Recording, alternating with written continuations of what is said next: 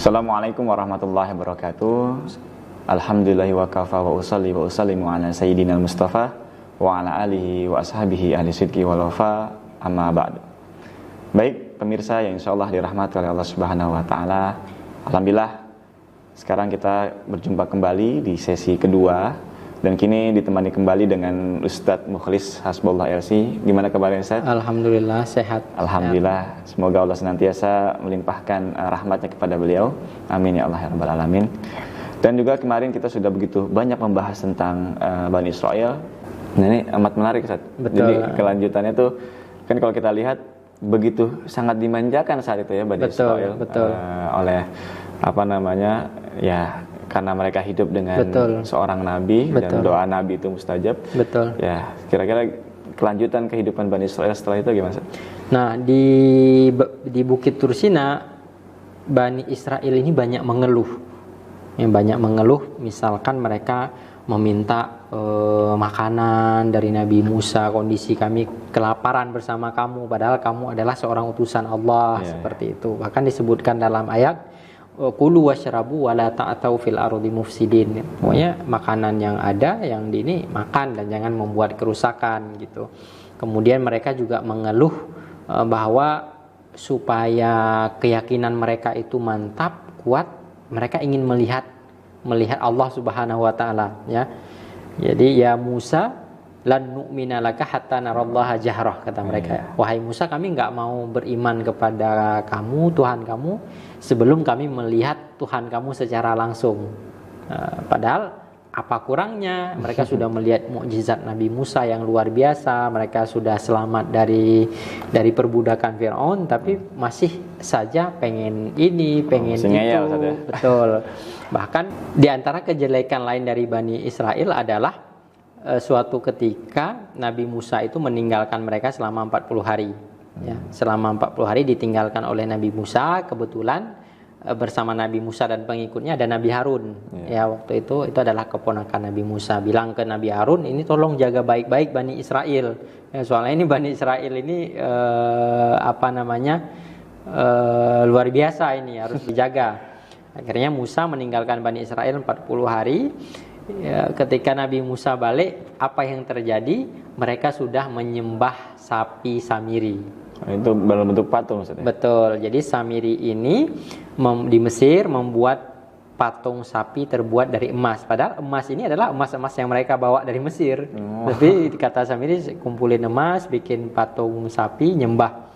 Dan hal yang luar biasa juga dari Bani Israel itu, ketika mereka diajak untuk berjihad oleh Nabi Musa alaihissalam ke negeri Syam, waktu itu sudah berganti nama kepada Palestina, itu mereka tidak mau mengikuti perintah Allah Subhanahu wa taala sebagaimana dijelaskan dalam Al-Qur'an. Mereka jawab dengan inna fiha qauman jabbarin wa inna lan nadkhulaha hatta yakhruju. Jadi kami enggak mau masuk negeri Syam, tempat nenek moyang mereka, Nabi Ibrahim, Nabi Ishak dan Nabi Yakub, sebelum orang-orang di sana itu keluar dari daerah itu.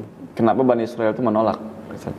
Nah, jadi setelah ada perintah jihad ke sana, itu ada beberapa orang diutus untuk melihat kondisi negeri Syam. Nah, rupanya di sana sudah ada satu kabilah yang bernama Filistia ya, kalau biasa disebut. Itu kabilah Palestia itu dari Yunani. Mereka bermigrasi dari Yunani ke Syam, ke negeri Syam, di mana negeri Syam itu adalah tempat Nabi Ishak, Nabi Yakub, Nabi dan tempat ya keturunan Bani Israel ini besar di situ. Jadi setelah mereka kilas balik cerita sebelumnya, setelah mereka meninggalkan Syam, mereka pergi ke Mesir. Nah, tidak berapa lama setelah itu datang kabilah Palestina dari Yunani ke Syam. Maka nama Palestina itu dari nama kabilah ini. Setelah kabilah ini masuk ke negeri Syam, maka wilayah itu disebut dengan Palestina. Mungkin dan jadi sejarahnya Ustaz, ya? Betul. Dan orang-orang Palestina ini adalah orang-orang yang keras, yang luar biasa, sehingga orang-orang Yahudi ini takut. Kami nggak usah deh perang dengan mereka. Mereka itu orang-orang yang kuat, yang keras, yang kasar gitu, nggak mau. Maka atas alasan itu mereka nggak mau masuk ke tempat asal mereka. Iya, ke negeri Syam atau Palestina yang akhirnya waktu terus berlalu, Nabi Musa bersama mereka sampai Nabi Musa itu wafat, dipanggil oleh Allah Subhanahu wa taala, jihad tidak terrealisasi. Akhirnya ada salah satu pengikut Nabi Musa bernama Yusha bin Nun melanjutkan titah Nabi Musa. Jadi tetap beliau ini pengen membawa Bani Israel ini ke negeri Syam atau ke negeri Palestina, hingga suatu saat terwujudlah membawa mereka ke Palestina, udah namanya Palestina, dan mereka hidup di sana. Kemudian negeri Palestina itu dibagi menjadi 12 bagian dan dibagikan kepada anak cucu dari 12 orang Nabi Yakub alaihissalam. Setelah wafatnya Nabi Musa alaihissalam, ini melihat kondisi Bani Israel kalau tidak salah terombang-ambing Ustaz, ya.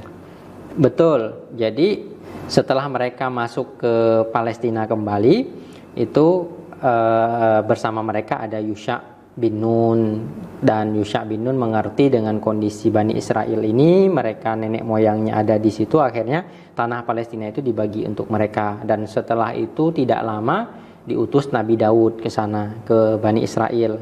Kemudian kita juga pernah mendengar mungkin kisah Talut dan Jalut, ya, itu pada masa Nabi Daud juga. Dan setelah itu diutus Nabi Sulaiman alaihissalam. Jadi luar biasa Ustaz, ya.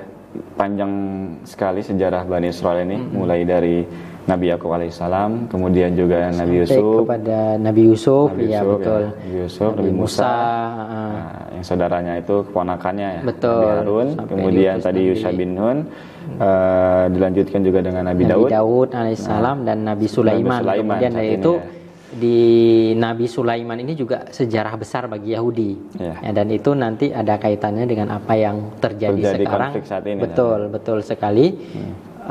Jadi ketika Nabi Sulaiman diutus untuk kaum Bani Israel ini, Nabi Sulaiman itu kita tahu beliau bisa menundukkan jin, ya, kemudian bisa menjinakkan binatang, kemudian diberikan oleh Allah Subhanahu wa taala kekuasaan yang luar biasa sekali. Dan Nabi Sulaiman ini sangat tegas sekali, sehingga Bani Israel yang ada pada masa itu tunduk dengan Nabi Sulaiman. Yang pertama memang karena Nabi Sulaimannya tegas, yang kedua karena kekuatan Nabi Sulaimannya luar biasa sekali. Dan pada masa Nabi Sulaiman, beliau membangun yang namanya Kuil Sulaiman atau Haikal Sulaiman. Haikal Sulaiman inilah yang menjadi kebanggaan Bani Israel atau kaum Yahudi, karena mereka beranggapan Haikal Sulaiman ini, kuil Solomon kalau mereka bilang ini akan menjadi markas besar mereka. Jadi tempat ibadah mereka. Dan itu yang sedang mereka perebutkan. Betul, dan itu yang mereka cari dari sekarang. Atau mereka tempatnya sudah tahu bahwa tempatnya di bawah Masjidil Aqsa dan sekitarnya, dan mereka meyakini bahwa pondasinya masih ada dan bisa dibangun kembali. Apa kehebatan daripada kuil Sulaiman tadi? Saya tadi sudah menyinggung bahwa Sulaiman itu punya prajurit dari manusia dan jin. Jadi yang membangun kuil Sulaiman itu adalah bangsa jin. Jadi disebutkan dalam literasi dari Taurat itu bahwa kuil Sulaiman itu, tentu Taurat yang sudah diubah oleh mereka, ya. Nah, disebutkan bahwa kuil Sulaiman itu panjangnya 80 zira, 80 hasta. Jadi panjangnya 80 hasta. Jadi kalau dihitung satu hasta itu sekitar setengah meter. Itu dengan hitungan kita, ya. Mungkin pada masa itu kan manusia pada masa itu lebih gede, lebih besar. Sekarang untuk memudahkan mungkin kita hitung dengan ukuran kita lah. Katakanlah 1 hasta itu 1/2 meter. Jadi kalau kita konversikan dengan ukuran kita sekarang, Haikal Sulaiman itu atau kuil Solomon itu 40 meter kali 15 meter ya, panjang lebar, kemudian tingginya juga 15 meter. Jadi benar-benar bangunan yang agung sekali. Dan tiang-tiang dindingnya itu terbuat dari kuningan ya, dan itu jin sendiri yang buat. Kemudian dihiasi dengan mutiara ya, batu-batu dari dasar laut, karena pada waktu itu kan jin bisa menyelam ke dalam laut ya, bisa mengambil kerang dari dasar laut, mutiara dan lain sebagainya. Itu dijadikan hiasan-hiasan dalam kuil Solomon ya, sebagaimana diceritakan di dalam Al-Quran, wa minal jinni may ya'malu baina yadayhi biiznillah. Jadi ada jin-jin yang membantu Nabi Sulaiman untuk mengerjakan kuil Sulaiman ya. Kemudian ada dibikin mihrab, kemudian ada patung-patung, ada kendi-kendi kecil terbuat dari kuningan juga. Dan yang hebatnya lagi itu, lantai kuil itu terbuat dari kaca yang berkilau sekali. Seolah-olah kalau dilihat dari jauh itu seperti air.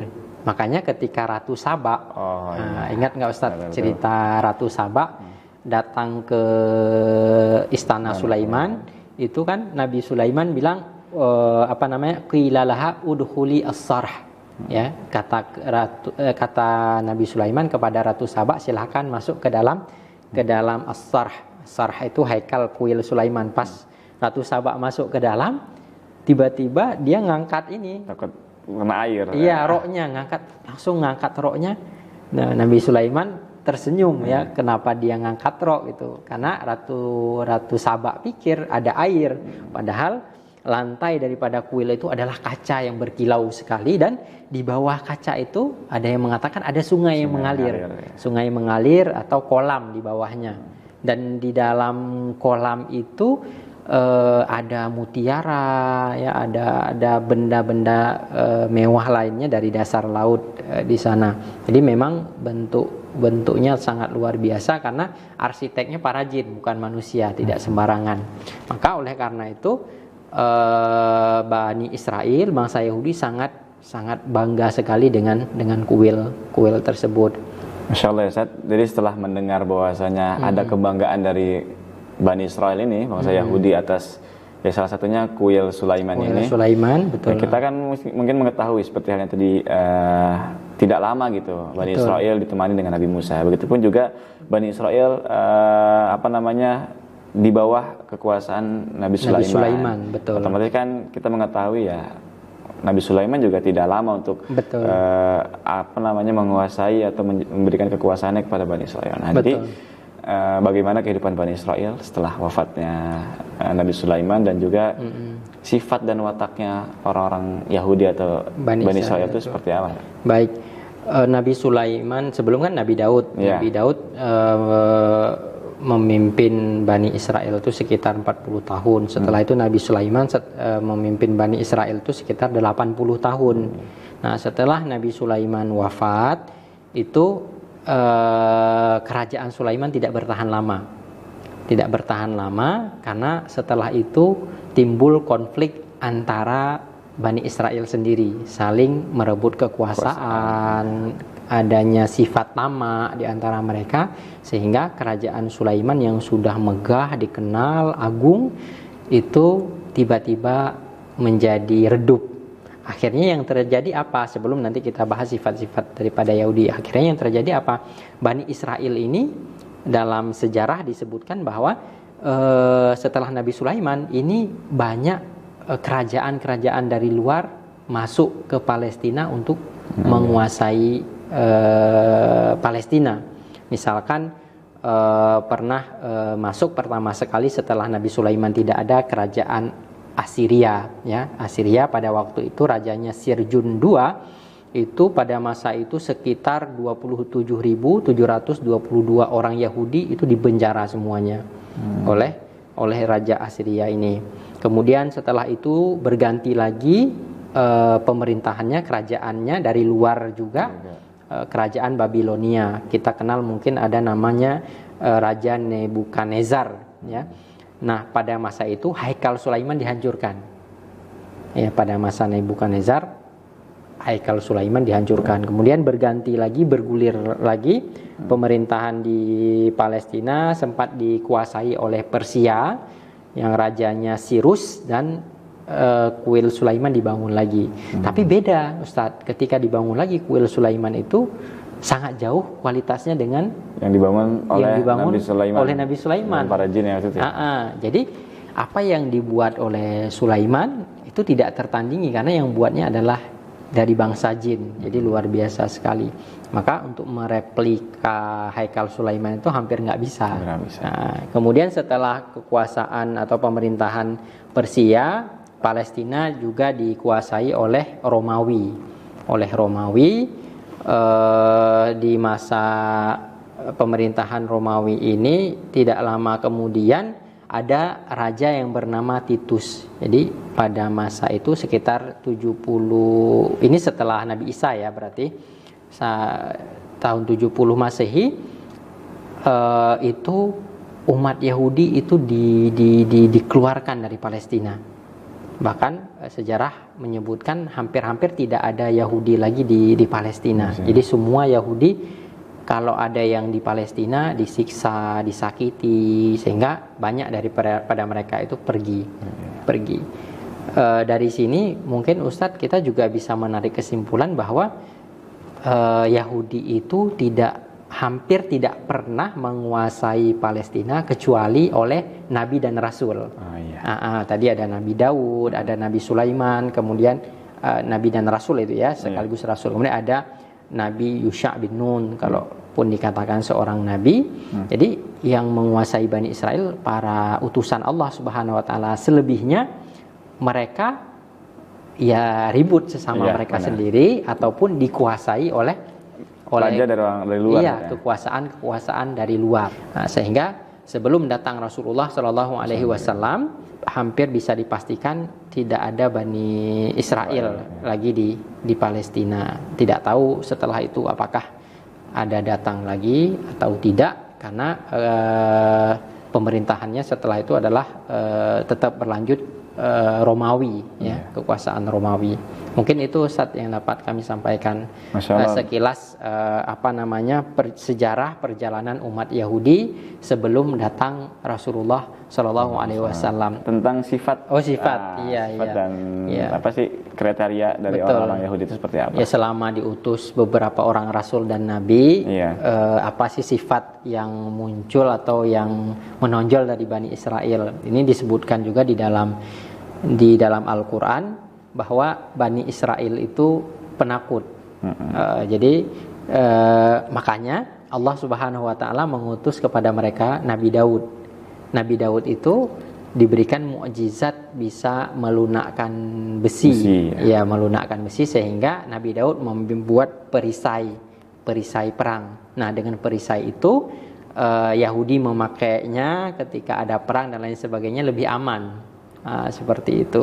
Jadi karena ada rasa takut, Allah utus Nabi Daud bisa bikin perisai, sehingga perisai itu bisa digunakan oleh para Bani Israel ketika perang, ketika ada serangan dari luar dan lain sebagainya. Makanya dalam Al-Quran, dalam surat Anbiya disebutkan wa 'allamnahu san'ata labusil lakum, ya, lituhsinakum min ba'sikum fahal antum syakirun. Bahkan terlihat sampai sekarang, Ustaz. Misalkan di berita ataupun di media kita lihat itu ada Yahudi pakai peralatan perang yang lengkap, pakai anti peluru, pakai topi anti peluru, terus pakai senjata, padahal yang di hadapan mereka itu anak-anak, cuma pakai batu doang. Ya, benar, ataupun perempuan misalnya demo, tapi mereka takut dilempar batu ke mereka, itu takut karena memang di antara sifat Yahudi secara umum itu penakut. Itu yang pertama. Yang kedua, Bani Israel atau Yahudi itu suka mendengarkan bisikan syaitan. dan itu yang membuat mereka tersesat sebagaimana disebutkan dalam Al-Qur'an wa ma kafara Sulaimanu walakinna syayatina kafaru. Ya. Jadi mereka qamu bittiba'i ma tatlu syayatin. Jadi dari masa Nabi Sulaiman sudah. Walaupun secara lahiriah mereka tunduk kepada Sulaiman, tapi di sisi lain hati dan pikiran mereka itu selalu dipengaruhi oleh syaitan, ya, oleh syaitan, dan itu terus berlanjut sampai sekarang. Ya, mereka sering mendengarkan bisikan syaitan sehingga mereka mudah tersesat. Jadi sangat percaya sekali dengan bisikan-bisikan halus, bisikan syaitan. Itu yang kedua. Kemudian yang ketiga, Bani Israel itu suka belajar sihir. Nah, itu sampai sekarang. Makanya di dalam Al-Qur'an disebutkan wa yata'allamuna ma yadhurruhum wa la yanfa'uhum. Itu mereka belajar sihir sampai sekarang. Bahkan sekarang ada yang namanya kelompok Freemason, Ustaz tahu sendiri kan. Jadi banyak ritual-ritual yang mereka lakukan itu ritual-ritual syaitania, yang aneh-aneh, yang nggak masuk secara logika, nggak masuk, ya pokoknya aneh-aneh. Itu adalah ritual-ritual syaitan, ya ritual-ritual sihir, dan itu sampai sekarang mereka lakukan. Itu diantara karakter daripada Bani Israel, Yahudi, dan keyakinan mereka secara umum, Ustaz. Oh iya. Jadi begitu sudah kita ketahui juga Ustaz ya. Betul. Tentang sifat ataupun ya ciri-ciri orang Yahudi sampai saat ini. Baik pemirsa, sungguh luar biasa pemaparan yang disampaikan oleh Ustaz Mukhlis, menjelaskan tentang bangsa Yahudi atau Bani Israel dari masa ke masa, bahkan setelah Bani Israel ini diusir saat ya, oleh Raja Titus dari Romawi. Mereka sudah tidak ada lagi di Palestina. Iya, sudah tidak ada. Mungkin nanti di video selanjutnya kita akan melihat ataupun mendengarkan kemana Bani Israel ini dan bagaimana kehidupan Bani Israel pada masa baginda Nabi Muhammad SAW. Dan cukup sekian, kita akan bertemu di sesi video berikutnya. Akhirul kalam, assalamualaikum warahmatullahi wabarakatuh.